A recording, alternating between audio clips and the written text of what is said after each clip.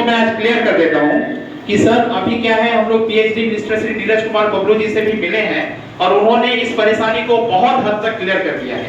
इसमें क्या है सर कि जिला में एक अनुश्रवण समिति का गठन किया गया है और उस अनुश्रवण समिति का काम है कि अपरक्षकों का पेमेंट और बिजली बिल जो आज तक बकाया था वो क्लियर कर देना है।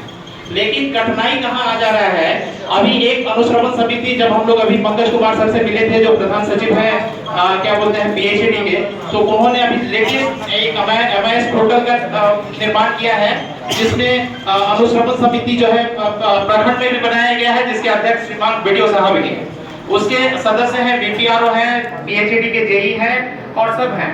लेकिन इसके बावजूद भी सर जब अभी क्या है इसका सिस्टम है कि पैसा जाता है 15वें वित्त आयोग में, पिछले 5 साल से एकदम कंटिन्यू है। 15वें वित्त आयोग में जैसे ही पैसा जाएगा उससे 24,000 का सालाना जो है वो अनुश्रवण समिति को दे देना है 15वीं वित्त आयोग को और उससे अनुरक्षकों का पेमेंट हो जाना है। लेकिन अभी हम लोग रिव्यू ले रहे थे सर, मेरा नाम दीपक कुमार सिंह है और हम प्रदेश कार्यकारिणी कमेटी में है। क्योंकि समय कम है इसलिए हमारे साथी हमें को दे दिए। तो एक्चुअली क्या है सर कि हम लोग पूरे बिहार में 1,16,000 अनुरक्षक हैं जो एक्चुअली अभी हम लोग बहुत जल्दी ट्रेड यूनियन भी बनाने जा रहे हैं, तो वो एक अलग इशू है। लेकिन चूंकि विधायक जी भी हैं और ये प्लान ही यशस्वी प्रधानमंत्री जी का है, तो पहले तो मैं उनको शुक्रिया अदा करता हूँ कि उनका इतना अच्छा प्लान है। देखिए आप लोग भी अनुभव कर रहे होंगे, वीडियो साहब भी और हमारे माननीय विधायक जी भी इस बात को अनुभव कर रहे होंगे कि कहीं कहीं जल का अगर कहीं कमी तो परेशानी किसी कारण से अगर कमी आ जाता है तो लोग आज जो है परेशान हो जाते हैं। लेकिन सर जैसे प्रधानमंत्री जी का मैं एश्योर करता हूँ हमारे पूरे अनुरक्षक के तरफ से कि जैसे प्रधानमंत्री का जो ये सपना है हमारे यशस्वी प्रधानमंत्री जी का, हमारा भी यही सपना है कि हमारे जितने भी उपभोक्ता हैं उनको स्वस्थ और समय जल देना। आप लोग तैयार हैं कि नहीं साथियों इसके?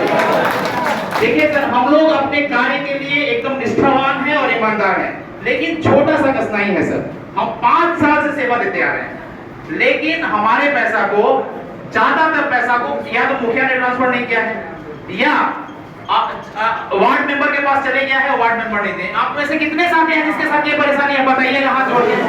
वीडियो साहब देख लीजिए 60% ऐसा ही कहानी है। अब इस परिस्थिति को आप समझ सकते हैं। इसके बाद अभी पंकज कुमार जी से मुलाकात हुई थी तो इस बात को उन्होंने क्लियर कर दिया है कि जो भी वार्ड सदस्य इसके लिए दोषी हैं उन पर एफआईआर किया जाए। आप इस बात को समझ लीजिए सर कि इस बात को समझ लिया जाए सर कि पिछले 5 साल से केवल 2008 घंटा हम लोग काम कर रहे हैं सर। यशस्वी प्रधानमंत्री जी के होते हुए, हमारे विधायक जी के होते हुए ऐसा अगर हो जाए तो कैसे होगा सर?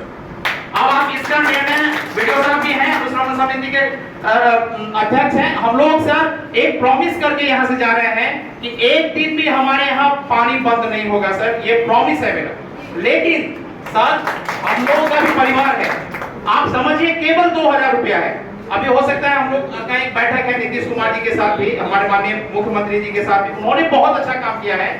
लेकिन सर आप लोग ध्यान दें, या तो हमको पैसा दे दें। अभी एक्चुअली 5 साल का बकाया हो गया है वीडियो साहब, लेकिन अभी 1 साल का जो पैसा आया है उसको भी तो दे दीजिए, फिर हम देखते हैं कि कैसे कैसे पैसा आएगा और देते रहेंगे। हम भी तो मैनेज करने के लिए ही है, लेकिन वो पैसा भी नहीं दिया जा रहा है। तो बस आपसे निवेदन है सर, केवल या तो हमको पैसा दिला दिया जाए, नहीं तो 2-4-10 लोगों पर, दोषियों पर एफआईआर करिए, खुद ब खुद पैसा दे देंगे सर। हमारे और जिला में ऐसा हो रहा है। अगर ये सिक्योरिटी देते हैं सर तो हम आपका बहुत बहुत जो है सो ये जी बहुत बहुत धन्यवाद दिलाएगा। सुनिए ना वार्ड मेंबर को कहना है, हम बोल दिए ये देखिए आपके तरफ से वही चीज हुआ लगभग मैंने बहुत सारे वार्डों को फोकस भी किया है, लेकिन ये आ गया। हम लोग 26 तारीख को गए थे, एक मिनट सुनिए, आप लोग 26 तारीख को हम लोग मीटिंग में गए थे तो वहाँ भी बात हुई थी पटना में, सभी वीडियो को बिहार में वीडियो की मीटिंग थी वहाँ पटना में। तो ये बात उतर के आ रही है, कहीं मेन समस्या क्या है ना, तो वार्ड लेवल पे जाकर के क्या होता है, वार्ड क्रियान्वयन प्रबंधन समिति वहाँ से तो पंचायत से तो सचिव लोग ट्रांसफर कर दिया है, लेकिन कहीं कहीं इशू आया है।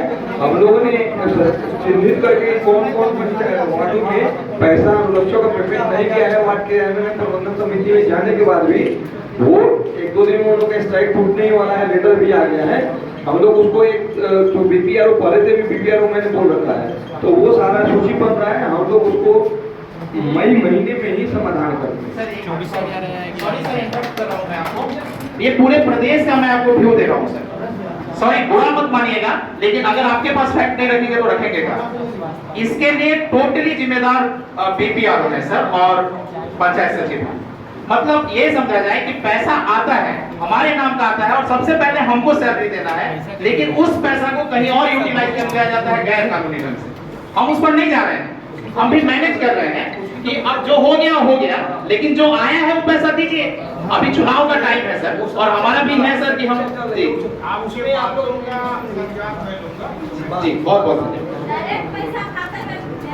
ऐसा देखिए, जो प्रावधान है हम लोगों के वो नियम आपको जैसे जैसे सरकार ने जो नियम बनाते हैं उसके विरोध में जाकर हम लोग नहीं कर सकते हैं, और हम लोग सारे लोगों की राशि को है भुगतान के लिए, जो उसमें हम बताए ना कि उससे पहले भी लगातार कोशिश हो रही है, उन लोगों को नोटिस भी किया हुआ है, हम लोग उसे कराएंगे।